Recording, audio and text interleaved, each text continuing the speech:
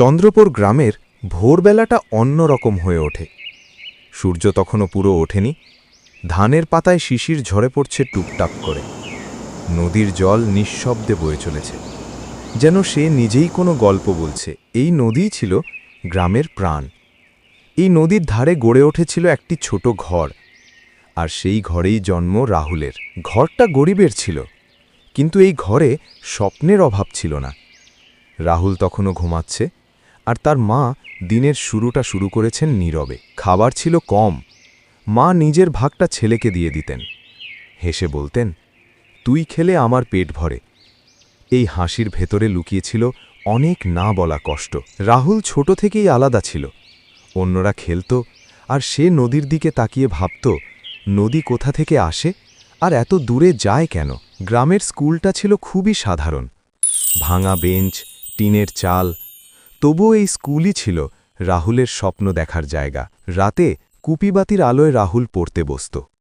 চোখ জ্বালা করত, কিন্তু সে থামত না, কারণ সেই জীবনটা বদলাতে চেয়েছিল। কোনো এক বছর সবকিছু বদলে গেল। নদী ফুলে উঠল, ক্ষেত ডুবে গেল, কাজ বন্ধ হয়ে গেল। অভাব আরও গভীর হল। এক রাতে বাবা বললেন, হয়তো তুই স্কুল ছাড়বি। এই কথাটা রাহুলের বুকের ভেতর ভেঙে দিল। ঠিক তখনই এলো আশার খবর, বৃত্তি পরীক্ষা। অন্ধকারের মাঝখানে একটি ছোট আলো। বই ছিল না, টাকা ছিল না, কিন্তু ইচ্ছে ছিল। গ্রামের মানুষ পুরনো বই দিল। রাহুল সেগুলো আগলে রাখল স্বপ্নের মতো। নদীর ধারে সেই বড় বটগাছ। এই গাছের নিচেই রাহুল পড়ত, ভাবত, স্বপ্ন দেখত। হরিনাথ স্যার বলেছিলেন, তুই শুধু নিজের জন্য নয়, অনেকের জন্য পড়ছিস। এই কথাই রাহুলকে শক্ত করেছিল। পরীক্ষার দিন, হাত কাঁপছে, কিন্তু মনে ভয় নেই। কলমের ডগায় তখন পুরো ভবিষ্যৎ। ফল বেরোল। রাহুল প্রথম। গ্রাম আনন্দে ভরে গেল। কেউ বিশ্বাস করতে পারছিল না। মা কাঁদলেন, বাবা ছেলেকে বুকে জড়িয়ে ধরলেন। এই কান্না ছিল হারের নয়, এই কান্না ছিল জয়ের। শহর সহজ ছিল না। নতুন মানুষ, নতুন জীবন।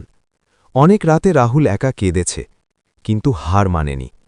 সে পড়েছে, নিজেকে গড়েছে, কারণ সে জানত একদিন তাকে ফিরতে হবে। বছর পরে রাহুল ফিরে এলো এই গ্রামে, শিক্ষক হয়ে। যে বটগাছের নিচে সে স্বপ্ন দেখেছিল, আজ সেই গাছের নিচেই সে অন্যদের স্বপ্ন দেখায়। একটি দ্বীপই যথেষ্ট পুরো অন্ধকার ভাঙতে।